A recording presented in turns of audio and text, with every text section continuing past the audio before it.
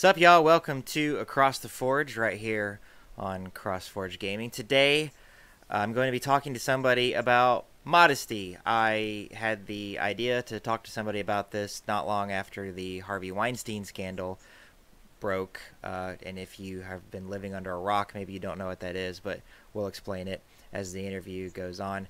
And I'm going to say her name wrong. It's Mayim Balik or something like that. She played Blossom back in the 90s. She's also currently on Big Bang Theory, wrote an article that the New York Times published basically saying that the reason why she doesn't go through anything like the people who have accused Harvey Weinstein of sexual harassment and other misconduct is because she's modest and because she's careful, and she got a lot of heat for that. So I want to talk to somebody about modesty, but before we do that, you know the rules. We have to watch the animated logo, which we're going to see right now. Oh, come on, play. That's great.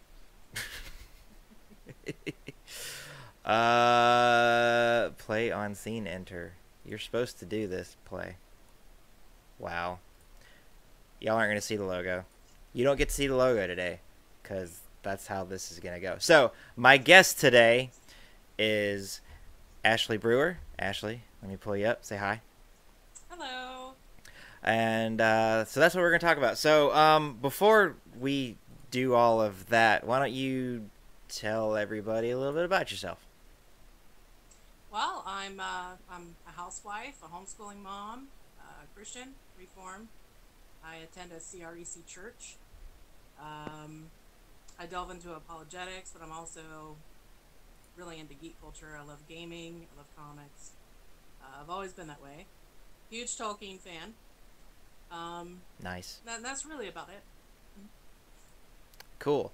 So, I was looking for someone to talk to you about this, and I thought about you, and I asked you Yeah. if this was something. So there's, I do want to be clear. There's this thing called the modesty movement. Are you involved in that in any way at all?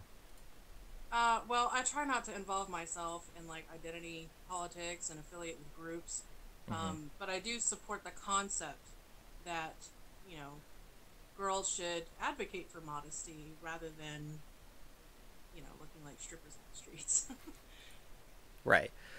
So when you say, when you describe modesty, when you describe what it means to be modest, what are you talking about? Because it means, I mean, for some people, modesty is putting a garbage bag over your head and walking outside, and for other people, a, a one-piece bathing suit would be Mm. considered modest. So where are you in that?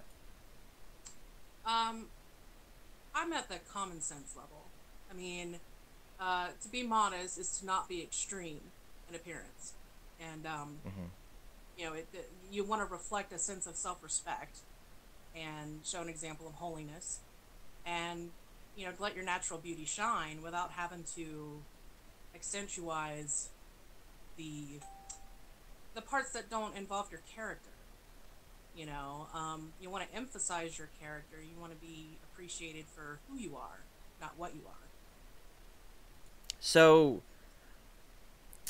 maybe this is stretching your definition a little bit. I just want to make sure we're clear. Would somebody who is, I mean, they're covered, they're dressed, in a, let's say, jeans and a t-shirt. Most people would say that's modest, but they've got, I don't know, 15 piercings in their face, and they've got tattoos all over themselves. That is drawing attention to something that is not their character. Is that immodest, or am I misunderstanding your definition a little bit? No, not necessarily. That's not necessarily modest. You can still be involved in like a fashion sense. If you prefer to look more punkish or gothic or whatever, that's okay. We're talking about modesty as far as preventing promiscuity or provoking lustful responses.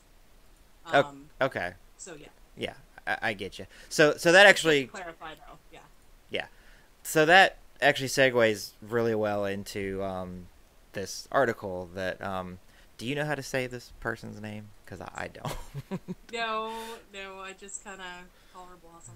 Yeah, there you go. That's how we're. What?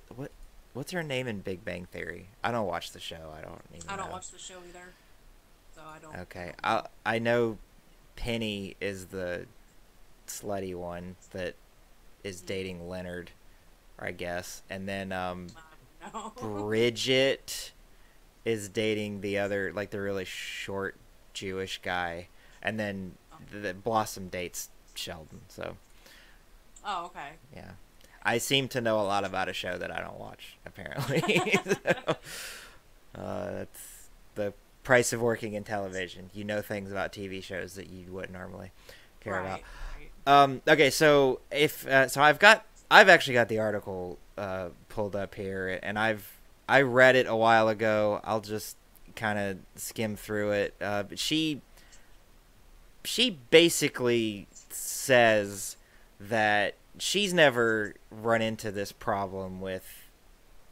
I really anybody, not just Weinstein, but anybody in Hollywood that is known for this kind of behavior.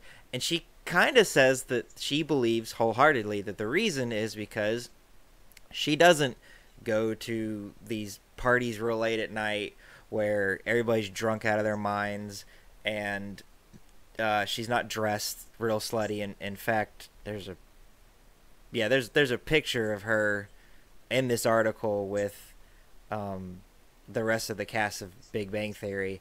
And Mm, not to say that the other two girls on the stage are dressed slutty, because I wouldn't call this slutty. But they're definitely revealing more skin than she is. mm, And so, this isn't just something that she's talking about. She clearly lives this. And I've seen other like photo shoot pictures of her, and she's always very modest looking. mm. So yeah, like I said, this isn't just she's not just talking crap on the New York Times. She clearly lives this way, and she Right. got a lot of crap for this. It's basically saying that some people were saying that she was victim blaming, as some people would say. She's saying that, well, because you dress like this, you're inviting that kind of behavior. So I wanted to kind of get your opinion on that. So you have the floor. Okay.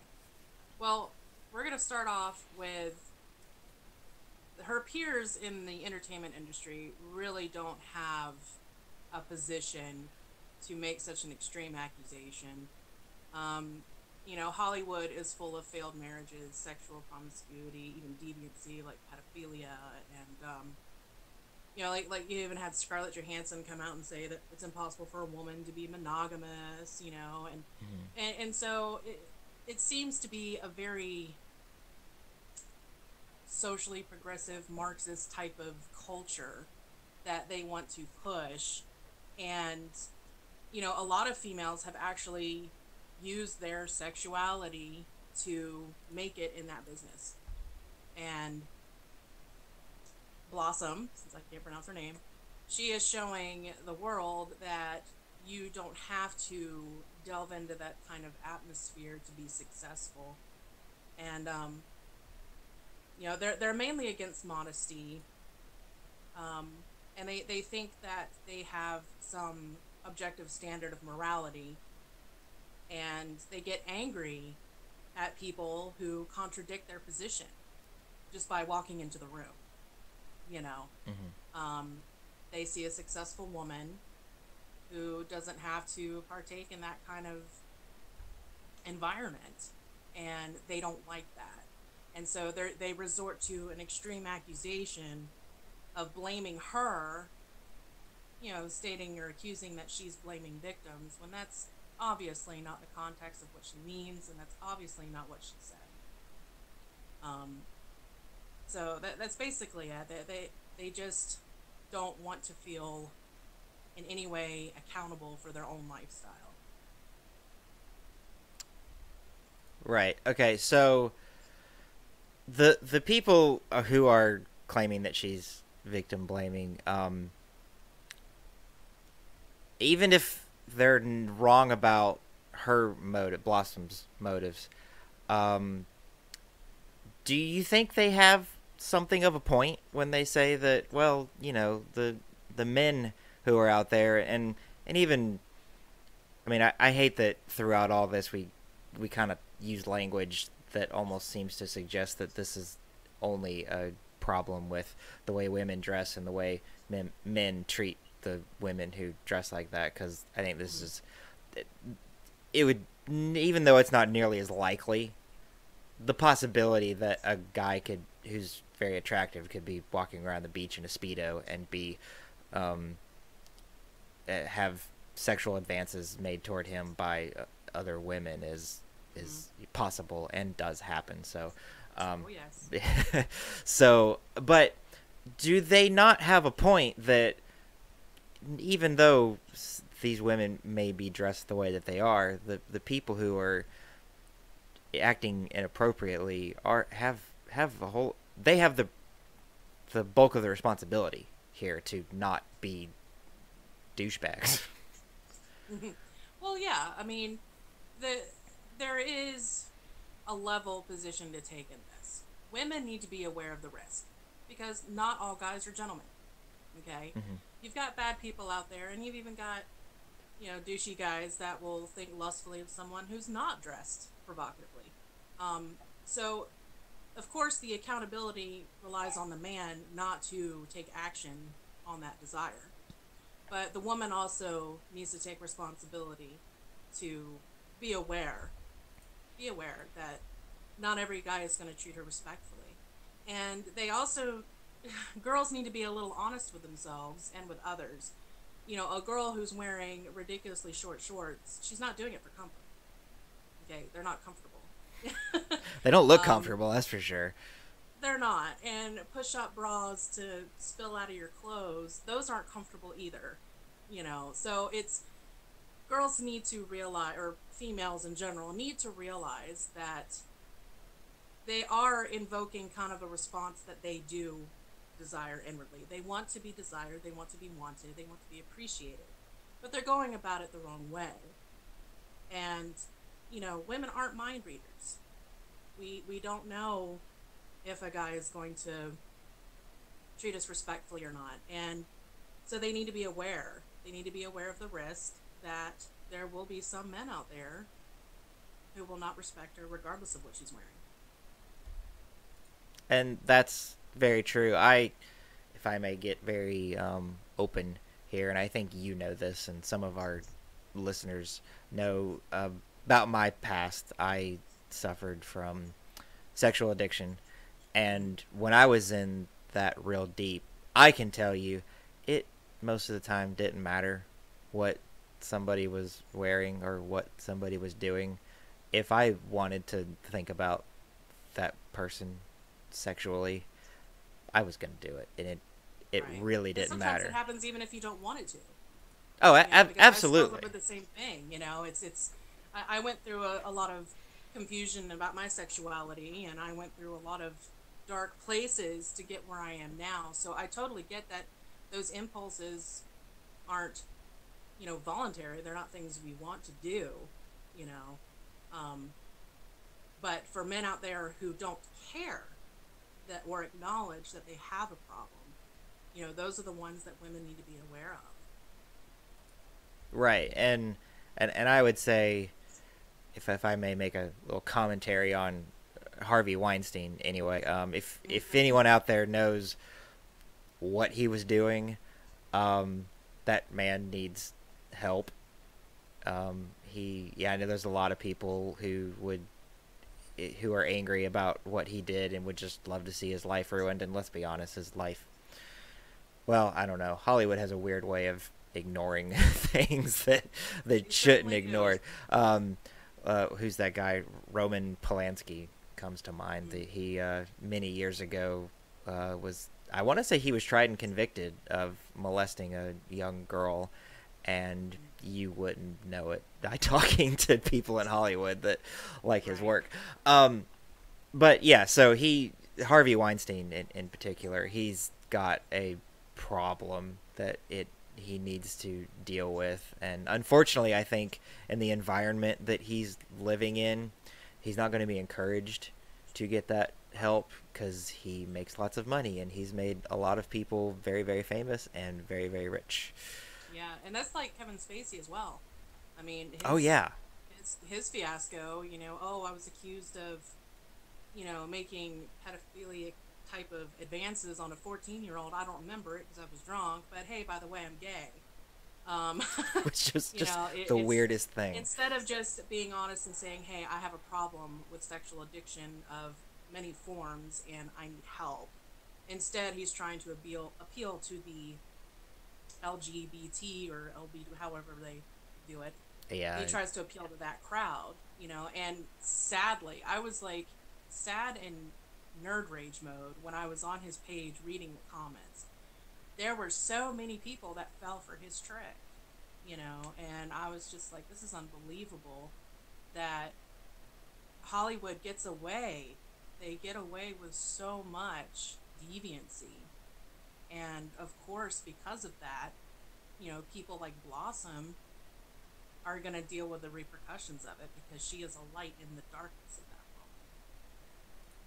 moment. Right. And I do think there probably are more people in Hollywood that think the way she does. She just happened to be the one who wrote an article about it Who was that got brave enough to say published. something? Yeah, it got published in the New York Times. So back to modesty. I wanted to touch on.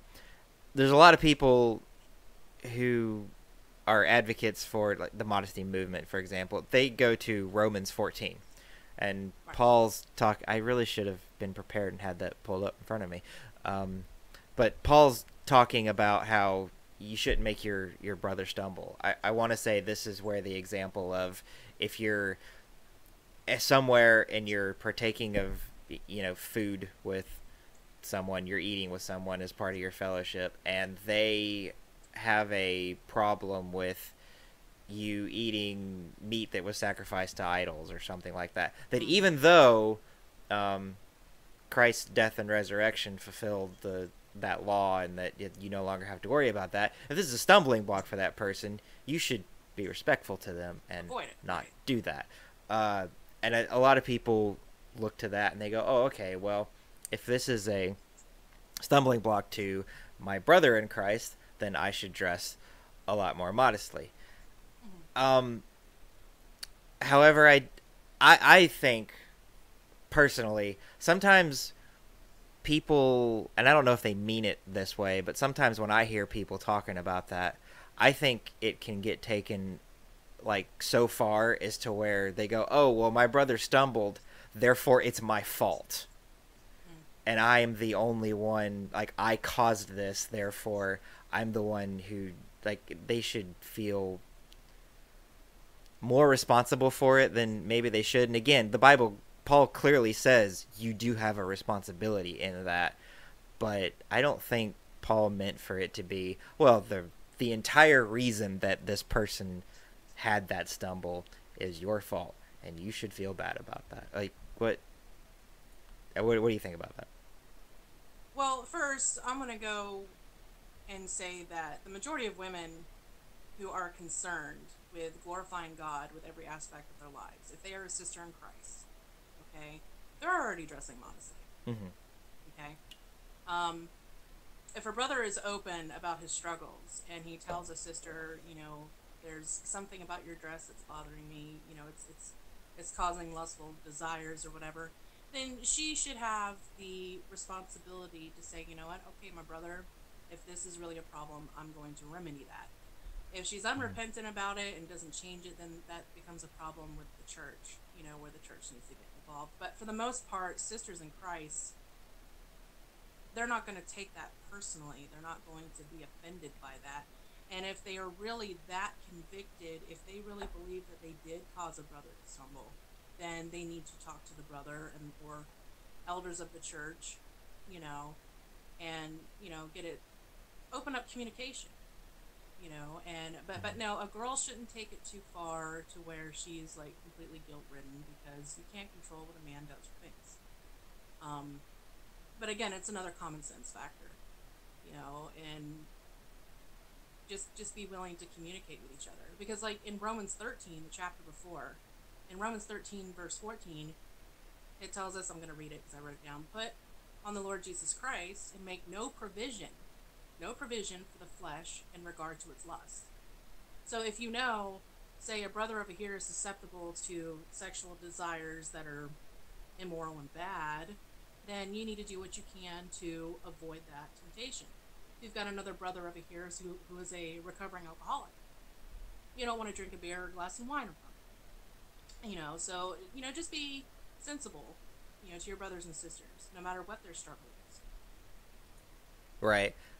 Because, like, I mean, I've heard people who I don't know if they're really arguing against the verse, but they're trying to make the point, the opposite point of not taking it too far. They're like, well, what if I am wearing a potato sack and the only flesh that you can see on me are my eyeballs, and you're some guy's like, oh, I'm having lustful thoughts for you, and Romans 14 says that that's your fault. Like, at some point, you can't do anything about it anymore.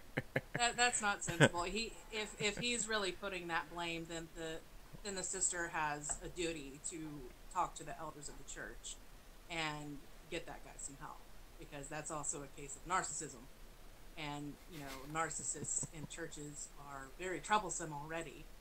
So if he's making that kind of accusation, it needs to be addressed. And if he doesn't repent, well, then the Bible tells us what to do with unrepentant brothers and sisters.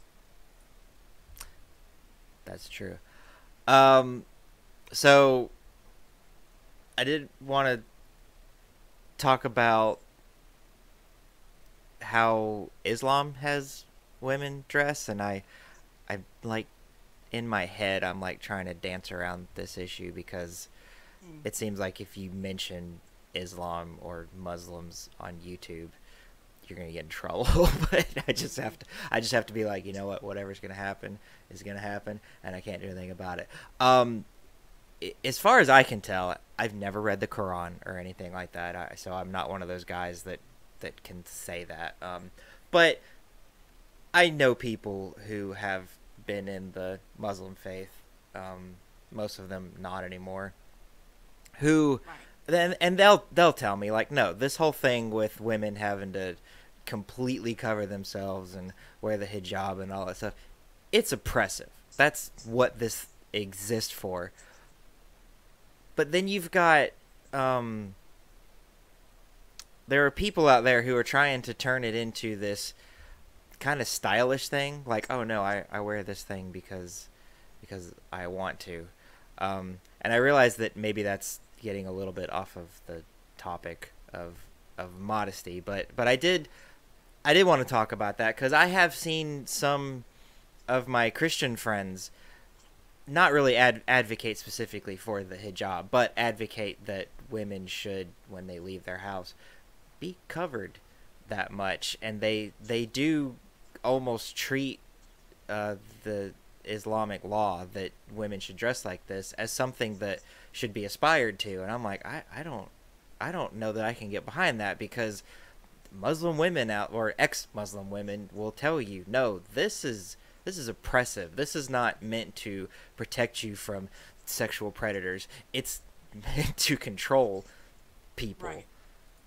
The fact is that Muslim women over there, I mean, I know the Quran, I know their books, I've studied them extensively, and my issues with their theology aside, the statistics prove themselves. All these women that are covered from head to toe, they still have really high rape rates. Okay? So obviously modesty is not the issue as far as protecting them from rape or causing lust in another man. Right. Extreme modesty, it doesn't teach a thing about holiness. It really doesn't. It creates a false modesty, which is worse than arrogance. It becomes a vain issue, a pride issue. It gives you a reason to look down at another sister, and use your subjective meaning of modesty. And really, as like James White's daughter, Summer, she's awesome. But she said one time, just don't overcomplicate. Does what you're wearing honor God? If it does, wear it. So again, it's a common sense approach. You don't want to go extreme. Like, down here in the South, um, I live in a very heavily Pentecostal area, and we still have some old school Church of God where, especially like in the 70s and 80s, women were not allowed to wear pants. They were not allowed to wear makeup. They were not allowed to wear jewelry or perfume. And it became a very, they would twist the scripture in regards to being submissive. And they went towards the Islamist mindset of extreme modesty for more of a controlling type theology than a biblical Okay. Yeah. I think I follow you. And just as a side note, to anybody listening to this, and also to you, Ashley, if you've watched any other episodes of this, at least I feel like with the other episodes, I felt a lot more prepared to have this conversation. And the reason why I feel a little kind of lost here is because, to be honest with you, I'm still trying to figure all of this out, because I read the New York Times article by Blossom, and I was like, oh no, okay, she absolutely has a point. I get this. But then I read some of the kind of really mean things that got said to her, and I went, if you take away the fact that they're being incredibly rude about it, and just look at the problem that they have with what she said, and kind of look for the good in it, I kind of almost understand what they're saying too. And so this is something that I, as a Christian, as a guy who is hoping to have one day daughters of his own. I have a son already. I am a recovering sex addict. It's I'm in a position where I'm kind of looking around, and I don't already have a real strong opinion about it either way, other than like, I don't personally, when I go to the beach, because I live in Florida as well. I live on the Gulf Coast. When you go to the beach, you're gonna see women dressed in what I think is far too revealing. Because, like, I mean, like, there's some of these women who are out there that I go, you could be wearing your underwear and you'd probably be more covered exactly. than There's you really are no right difference. now. I don't. Right. And if you saw any of these women on the beach in their underwear, you'd be like, that's not okay. And in fact, Mm-hmm. they might even get in trouble with law enforcement. Like, I don't know what the modesty that I don't modesty laws, whatever, indecent exposure to laws, I don't know what they Right, are right. around here, but they exist. And at some point, I assume tickets or something would be written out. I don't know how these things get handled, and I find it weird, because yeah, if I were on the beach, and or if I were in a Walmart and some woman was just, or a man for that matter, was just walking around in their whitey tighties, that would bother me. It'd But be inappropriate, yeah. right, it would be incredibly inappropriate. But that same person can go put on a string bikini, and oh no, this is fine. I'm like, what is that about? I don't get it. So like I said, I'm probably struggling to put my words together and to have real solid questions, because I'm I'm looking. I'm trying to figure this out for myself. In fact, I have every intention of sometime down the line finding someone to come be on this show who disagrees with you, and just let them talk and let them go, hey, this is what I think. I think a woman should be able to run around with her top off and all that stuff. I honestly don't know that I'm going to find a Christian who would be advocating for that. But and I Well, would I want be to be clear. I do want to be clear about something. mhm. I don't want people to think that I am saying that women should be to blame. Okay. Or and I don't think Um, that, so I hope nobody else right. does. Yeah, I hope they don't either. Women need to be aware of other people and their surroundings. If you're in a Christian environment, you're most likely not going to have to worry about it. If you're dressing modestly because you want to do it for God, not because you want to prove a point, but to strive for holiness, you're going to see sisters dressing modestly. Hmm. Um, for secular women, you know, they they already know that if they're going to wear g strings or bikinis in public, that men are going to be looking at them. I mean, there's just no argument to suggest otherwise. Right. And though it is not the fault of the woman if a man acts out, okay, she still needs to realize that, she kind of triggered it. You know what I mean? She's Yeah. not responsible for the action, but she needs to be aware that it's going to happen because not everyone is Right. good. Like when women who are dressed very revealingly walk by a construction site and they get mad that some guy whistled at them, I'm like, I don't know how you expected that to go any other way at all. And again, not because I think, men are pigs and they can't be held responsible, but no, it's just that's what's going to happen. Now, that there are also times when, say there's a woman she's dressed in her business clothes and she's going to work and she gets whistled at. That I'm like, okay, come on, dude.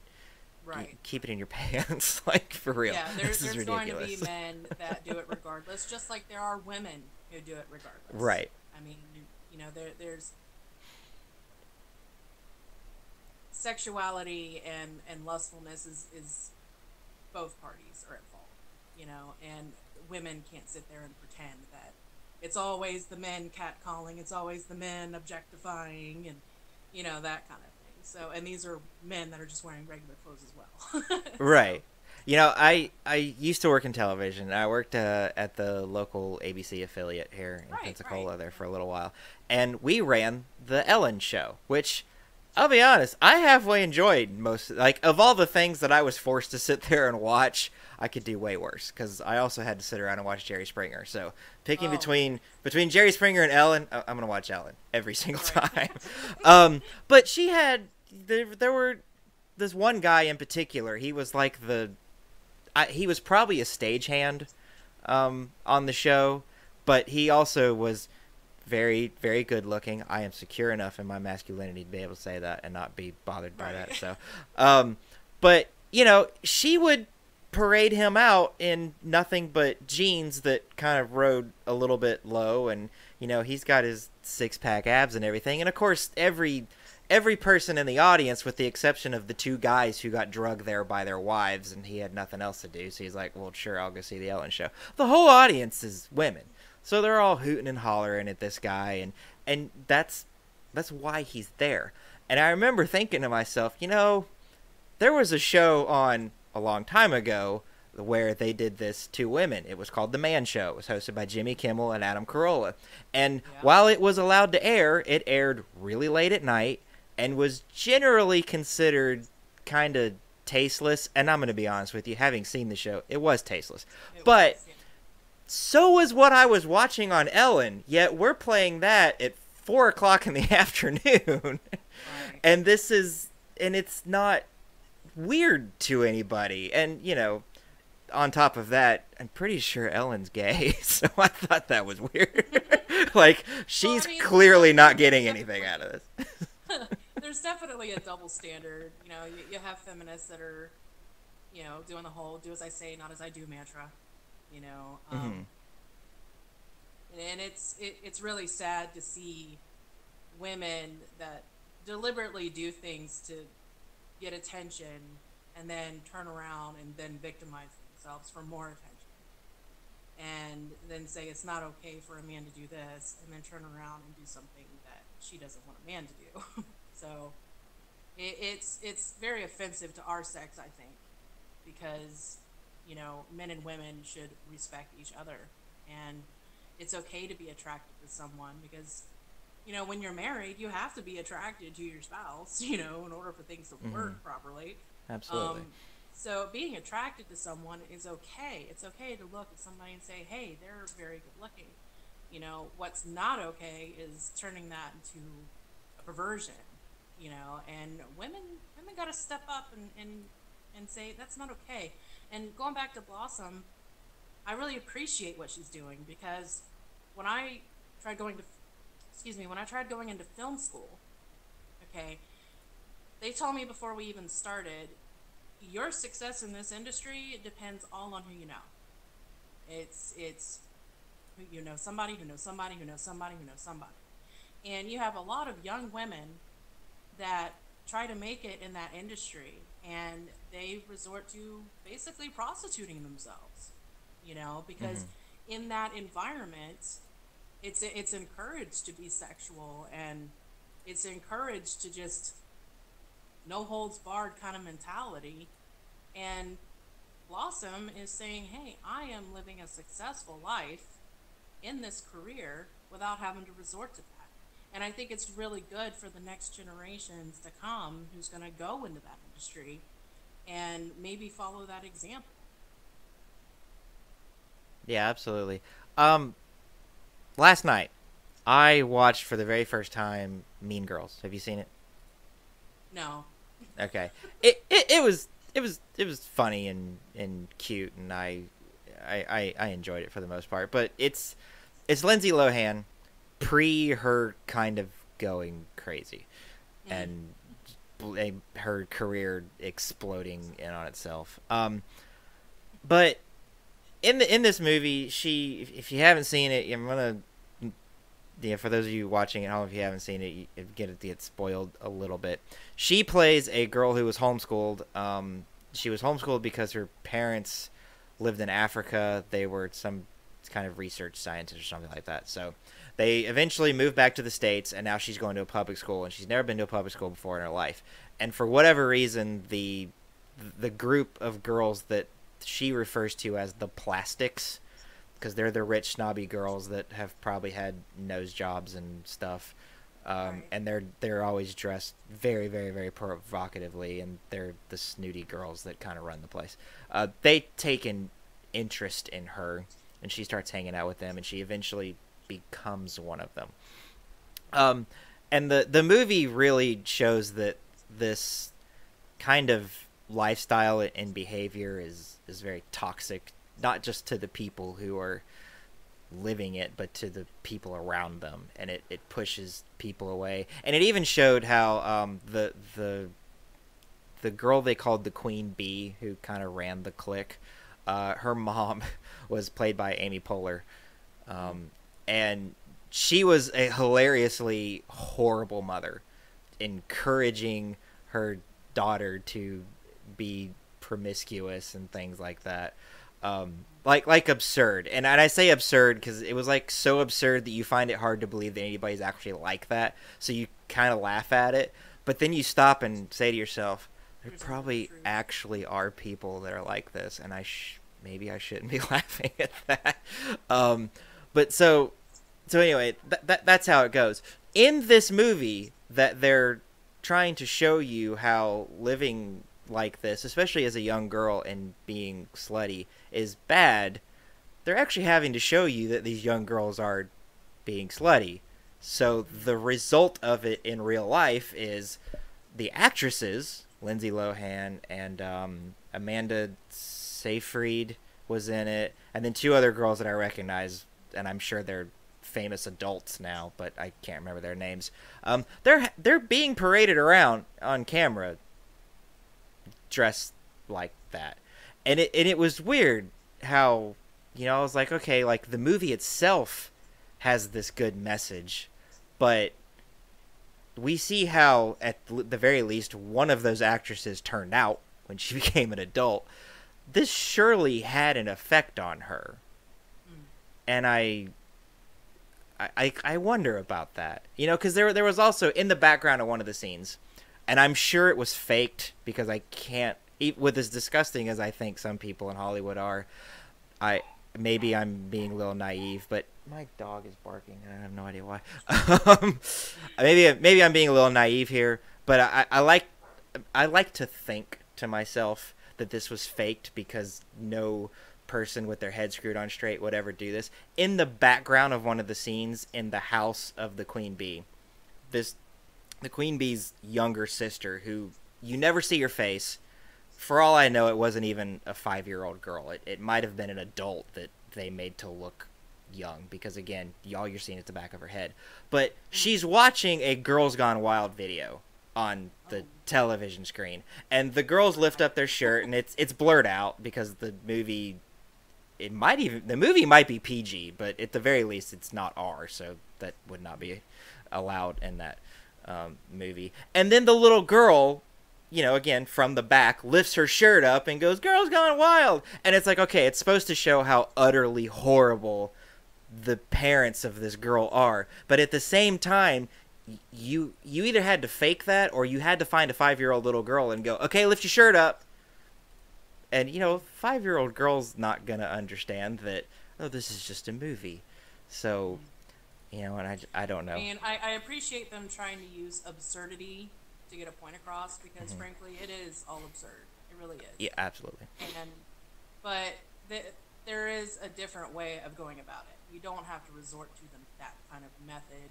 And, that kind of thing really just desensitizes young ladies and impressionable females, and it kind of chips away at who they really are and just kind of numbs them to where they think that, oh, it's just sexuality, it's just sex, it's okay, as long as no one's actually making advances towards me, it should be okay, and they start them young, that's why I know I hate to go off topic a little bit, but like there's a girls' clothing store for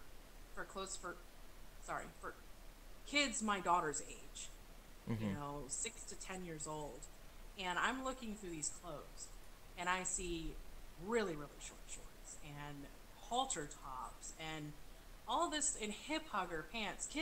Young girls don't have hips yet, Right.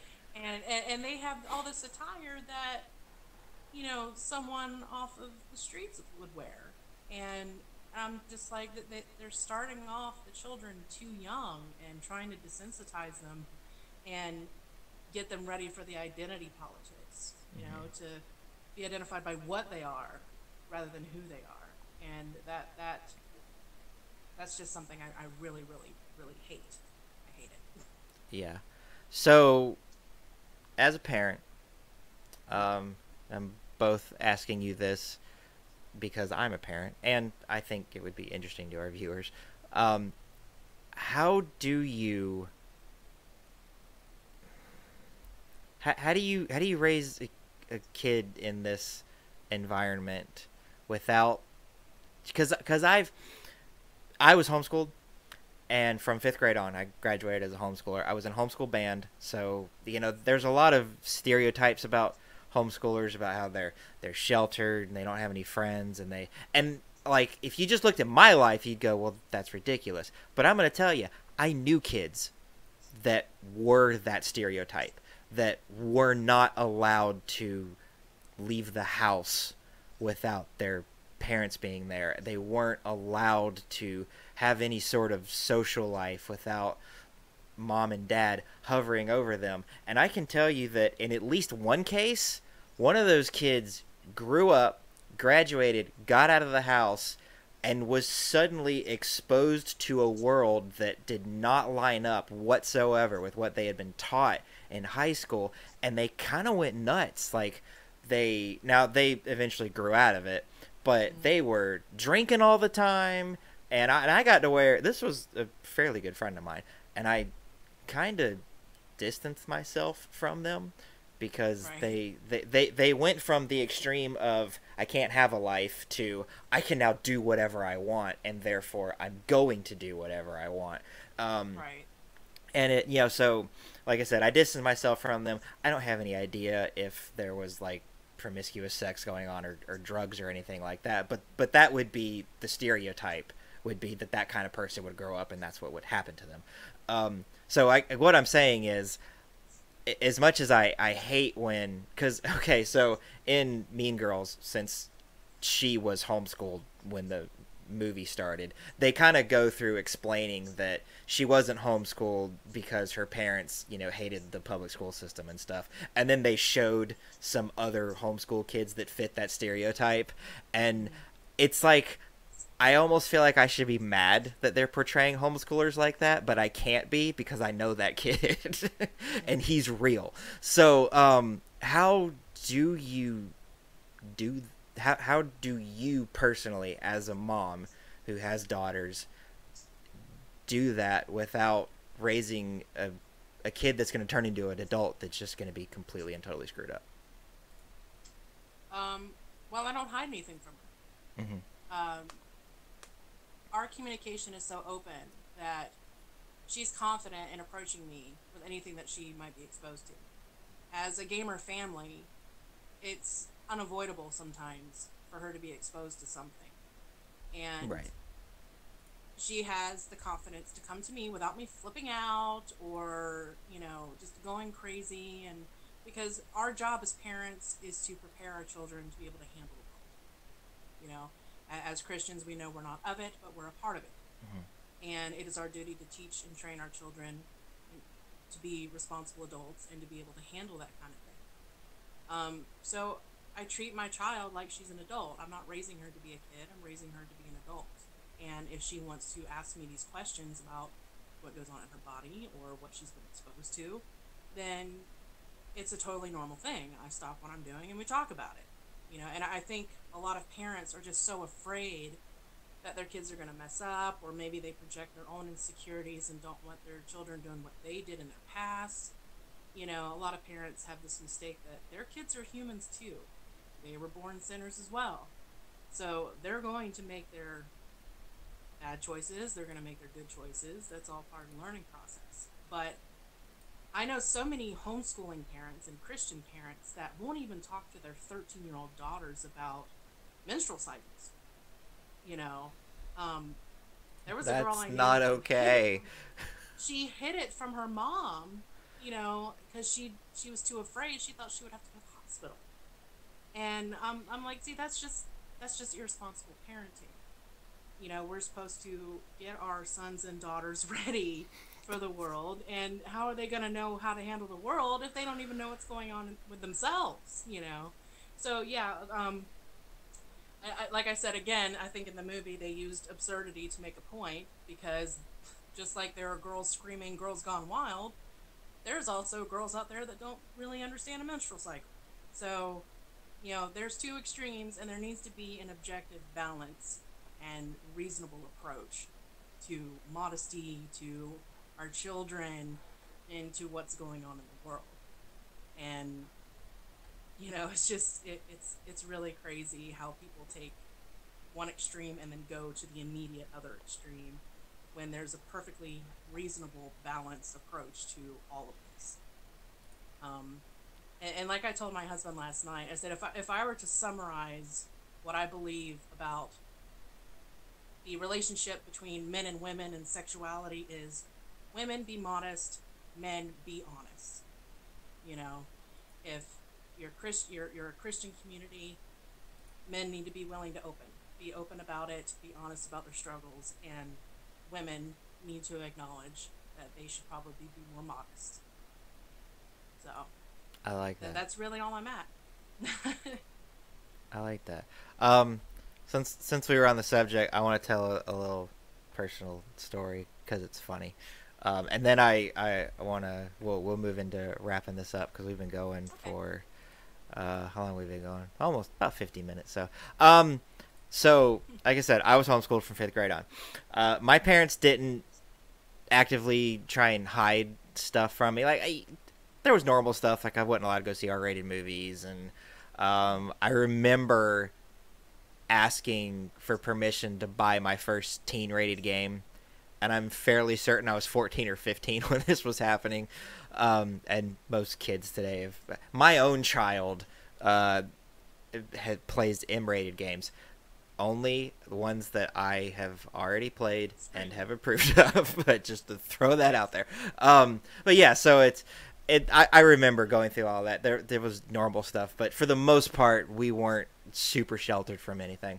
But since we were homeschooled, we had our own curriculum, and a lot of times it was a pre-built curriculum that was bought from either like Bob Jones University, which is a big. Is that's not the Mormon thing? I'm thinking of Brigham Young. Um, Recommend. yeah, Bob Young's. Yeah, and then there's a big Christian college here known as Pensacola Christian College that does weird stuff, if you ask me. But sometimes we bought their schooling curriculum, which is called a Becca, and other times we just pieced together. It just depended on the year. But reproductive education wasn't a thing that really came up.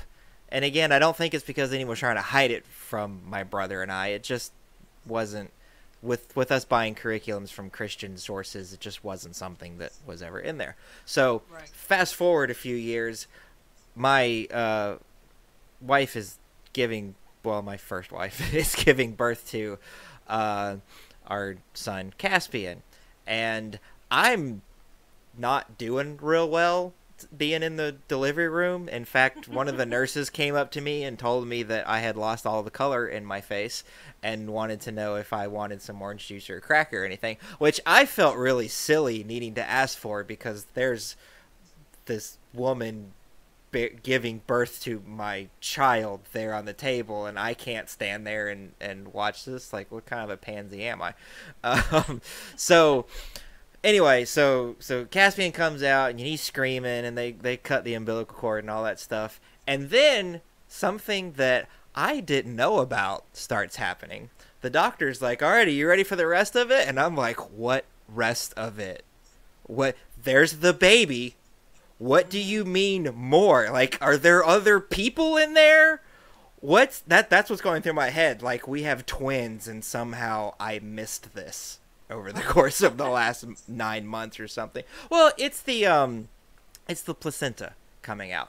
So I know this now, but at the time I had no idea. And so this alien pod thing comes out of my first wife, and I'm just, what is that?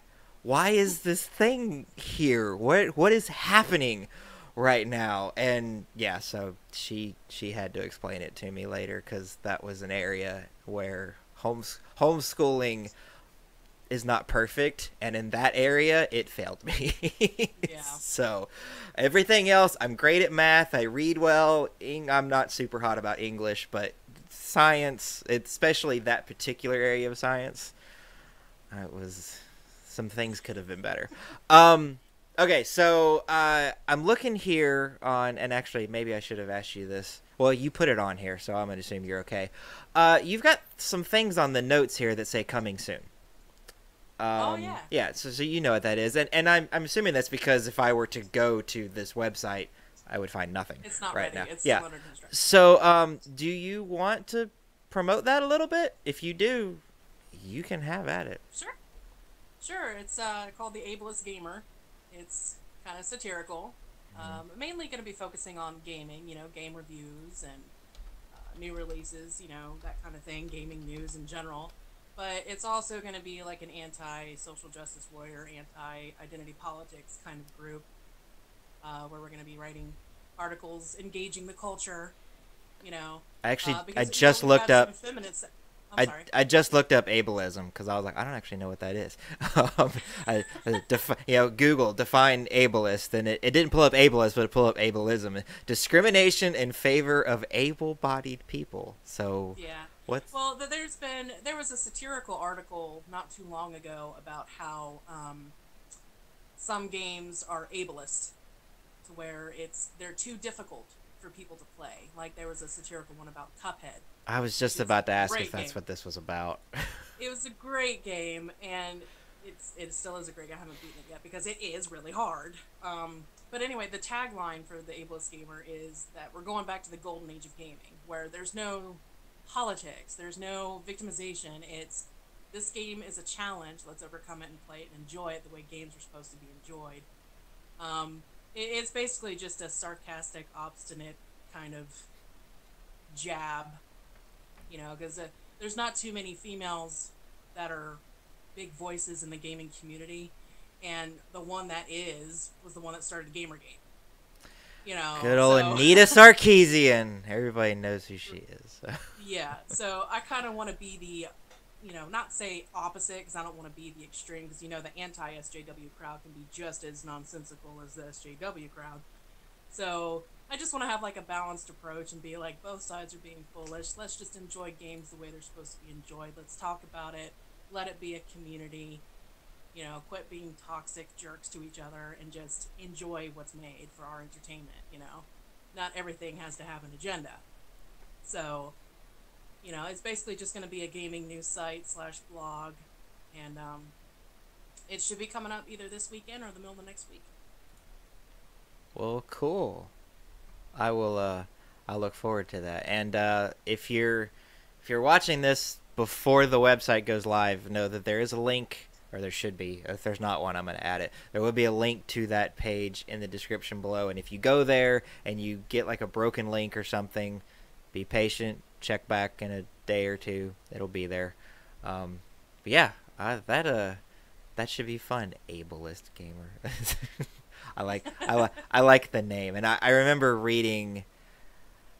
Oh yeah, I'm pretty sure it was Polygon, because that was when I decided that I was going to tell Google now to stop feeding Polygon articles into my feed, because I was like, Yes. I like to read things like from sources that I don't agree with, but every now and then there comes a point where I'm like, I can't do it with you anymore, and Polygon hit my limit with the whole, Cuphead's too hard and it discriminates against, I don't know, people who don't want to get good at games. And I'm like, come on.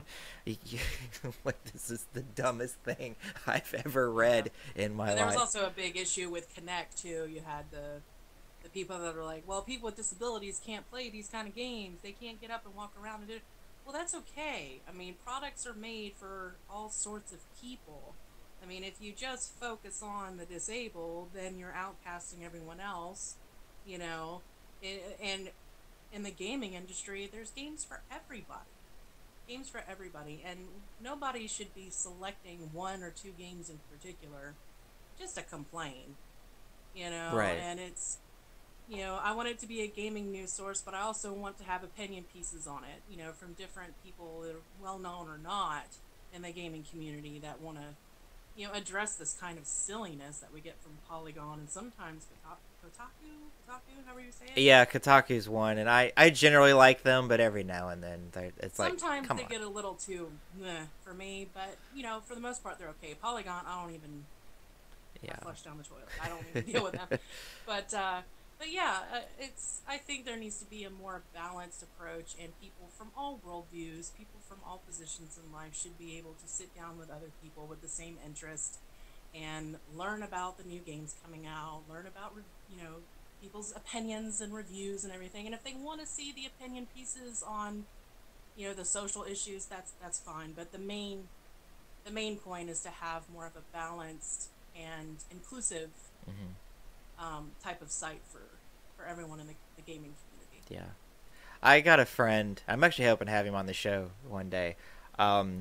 He, I don't remember exactly what he has, but he was born with.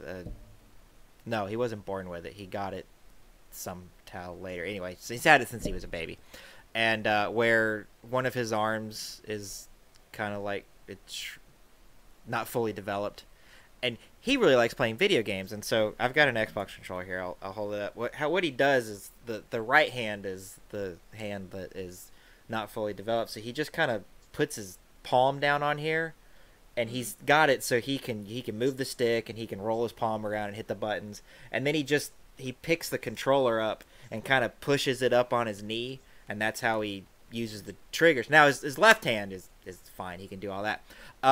He really likes Nintendo.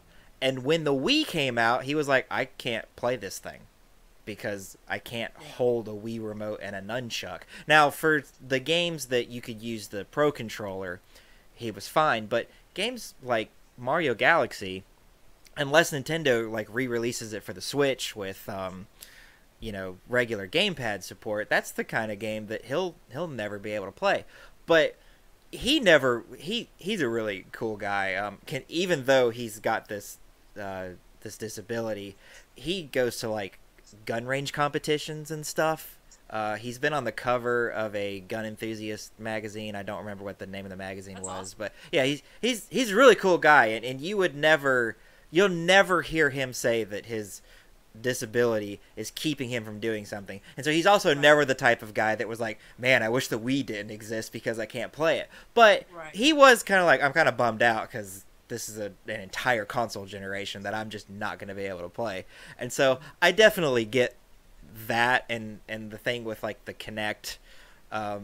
If somebody Yeah, it who is disappointing. Yeah, it's Yeah, disappointing, but it's not a reason to like, let's start a right. petition and make sure nobody can have this. Like, that's the dumbest thing ever. Yeah, they're not being prejudiced towards people with these disabilities. I knew a girl with a similar condition when I was in high school marching band, and she played the baritone with half an Hmm. arm, and Oh she wow. did it beautifully.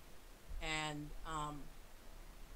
there was also recently that blind guy. I forgot his name. That blind guy on YouTube that beat Ocarina of Time. I heard about that.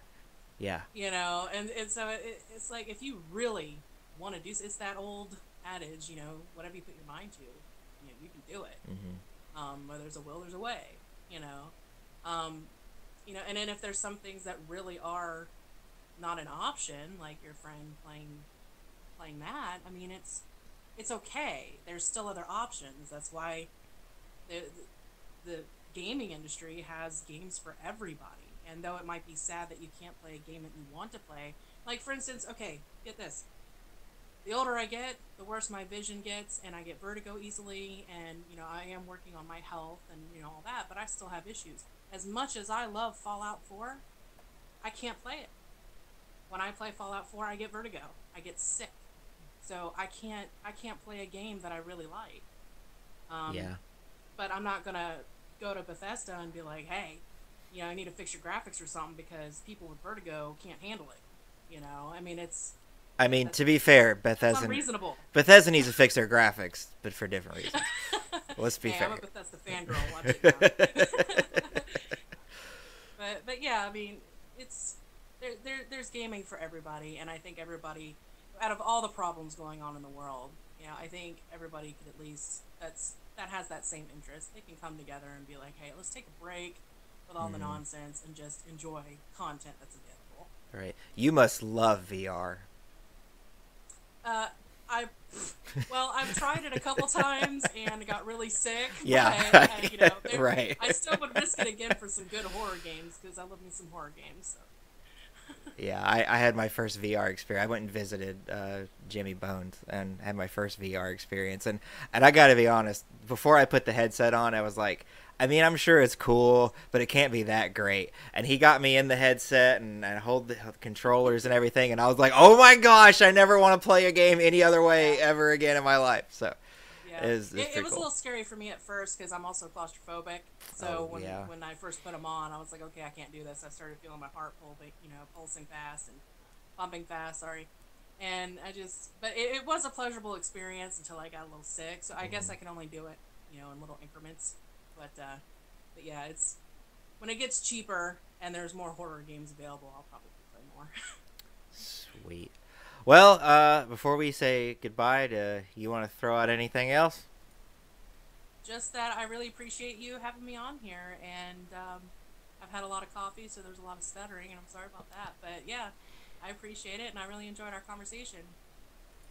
Well, thank you. I'm glad you came on. This was a very stimulating conversation. I learned a lot. I hope everybody at home learned a lot.